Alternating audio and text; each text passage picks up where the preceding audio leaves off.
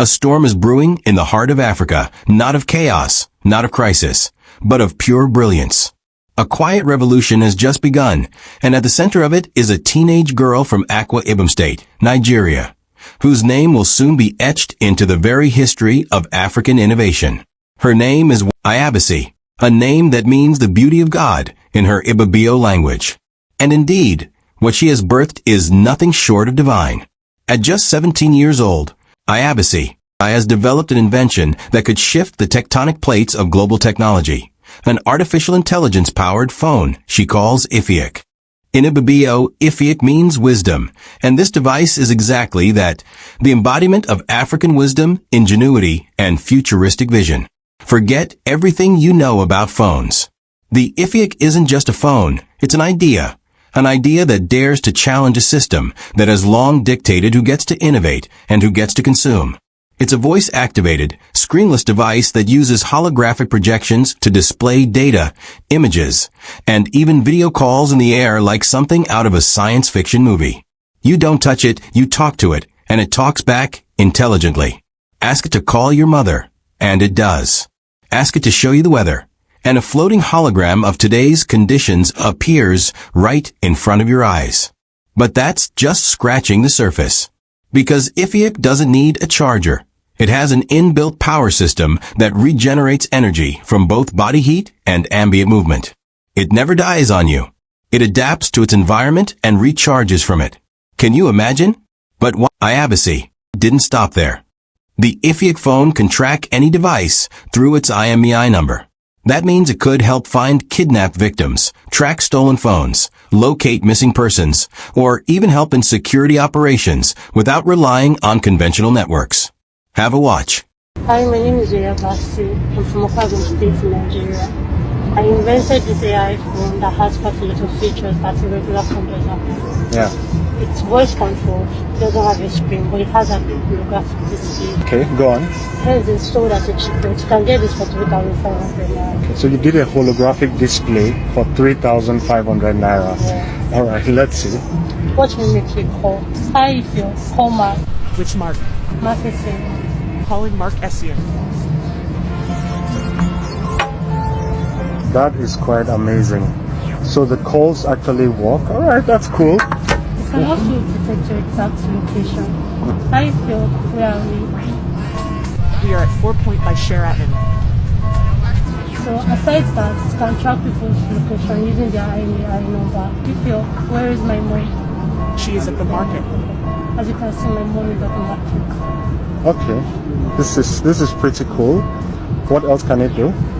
Also, the extra feature is that it comes with an inbuilt charger. An inbuilt charger. Let me see that. So you just plug it in and it works already.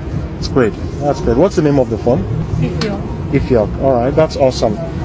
It doesn't need apps to be downloaded from a store in California. It doesn't need updates from corporate servers in Europe. It updates itself. It learns from its user. It evolves. And it was invented by a teenage girl in Nigeria, not in a billion-dollar Silicon Valley lab, not in a Samsung boardroom in Seoul, but in the modest home of a girl whose only lab was her curiosity, her books, her wires, and her relentless mind. This is the kind of story the world media doesn't want you to hear.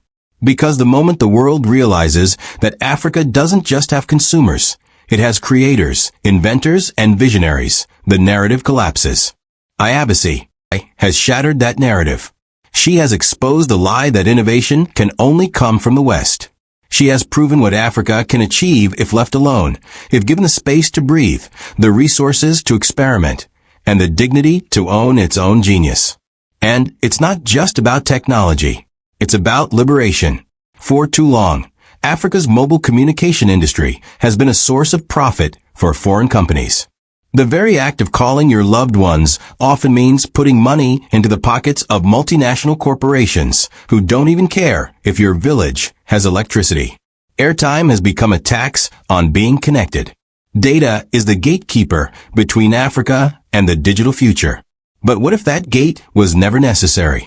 What if Africans didn't need to beg for cheaper tariffs or wait for telecom expansions that never come? What if they could just build their own tools? Ayabasi IFIAC is the answer to that what if. The voice recognition software inside the IFIAC isn't some third-party licensed tech. It was built from scratch using open-source AI frameworks, trained to understand not just English, but also Pidgin, Ibibio, Yoruba, Hausa, and over 10 other African languages, with more being added as it learns from users. This is monumental. For the first time, we're seeing a smart device that recognizes African voices in African tongues without the need for translation or adaptation. It means an old woman in a rural village who has never gone to school can talk to her phone in her native language and receive an answer. It means a boy in Kano can speak in Hausa and get directions to his local market. It means Africa's linguistic diversity is finally being respected, not erased. When we think of Africa's potential, we often think in terms of resources, oil, diamonds, gold. But the real gold has always been its people, its young people. The Ayabasi of this continent are its true wealth. If a young girl in Akwa Ibom can create a phone with a holographic display, inbuilt power system, voice intelligence, and tracking capabilities, then what else is possible when we believe in our own? But here's the truth. Without the right support, this brilliance risks fading. This is where Africa must rise not just in pride, but in action. Ayabasi does not need applause. She needs investment. She needs patent lawyers to protect her creation from being stolen. She needs engineers to help scale the production. She needs African governments to wake up and realize that genius is not something to clap for at a science fair. It is something to nurture, fund, and defend. What she doesn't need is foreign tech vultures circling to partner, and then swallow her idea whole, rebranding it as a Western innovation. History is repeating itself, but this time we can change the ending. Think about it. How many African inventions have gone unnoticed, unprotected, unscaled, and ultimately erased? How many stories of young geniuses have died quietly in villages, their inventions buried under the weight of poverty and neglect? Not again. Not with Ayabasi. The IFIAC phone must be the beginning of a new era, an era where Africa's inventions are not just news stories, but global solutions. And let's talk about the symbolism of IFIAC. A phone with no screen, yet more powerful than any iPhone. A voice-powered interface that respects your mother tongue. A device with no charger, yet never dies. Is this not the metaphor for African resilience? For the invisible brilliance that doesn't always flash on screens, but burns bright in the minds of our people? It is time the world stops looking at Africa as a blank screen and starts seeing the hologram, complex, rich, multidimensional, and blazing with color. Imagine an Africa where every child learns coding in their language, where tech labs are built not in urban centers, but in every school, every village, every district.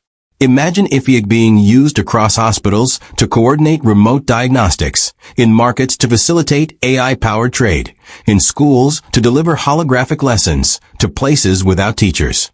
Imagine AI built on African values, on community, care, cooperation. Not surveillance capitalism, not consumerism, but Ubuntu. And what about security? The IMEI tracking system in IFIAC could revolutionize the way we deal with crime. In regions battling insecurity, this technology could be integrated into local security networks, allowing communities to monitor movement, detect stolen devices, and even predict danger based on unusual activity patterns. It's not just a gadget, it's a tool of sovereignty. Even more interesting is what Ayabasi chose not to include. There's no app store to bombard users with Western content. There are no pop-up ads harvesting your data. This is a phone that works for you, not one that minds you. IFIAC doesn't just listen to your voice. It protects it. And in a world where privacy has become a premium feature, that alone makes this invention revolutionary. Africa awakens. This is more than a tech breakthrough. It's a philosophical reset. It's a spiritual awakening. It's the continent saying, we no longer need permission to exist in the future. We are the future. What IFIAC represents is what was always possible, had we been allowed to believe in ourselves. If this story doesn't convince the world that Africa is ready, nothing will. And if it doesn't convince us to protect and promote our own, then what will? Ayabasi, his invention isn't just a marvel. It's a mirror. It shows us who we can be. It shows us who we were before colonization interrupted our trajectory. A people of wisdom, of Ifiak. And now, with this phone, wisdom has returned, not as a whisper, but as a voice-activated hologram with the power to change the world. Let the world watch. Let them gasp. But let them know, this is only the beginning. Africa is not rising. Africa is awakening. And we will not go back to sleep. So the question now is, will you share this story? Will you amplify this moment? Will you help ensure that Ifiak becomes more than just a prototype? Because when one girl creates the future from her room in Nigeria, the least we can do is make sure the world hears her voice. She has spoken. The rest is up to us.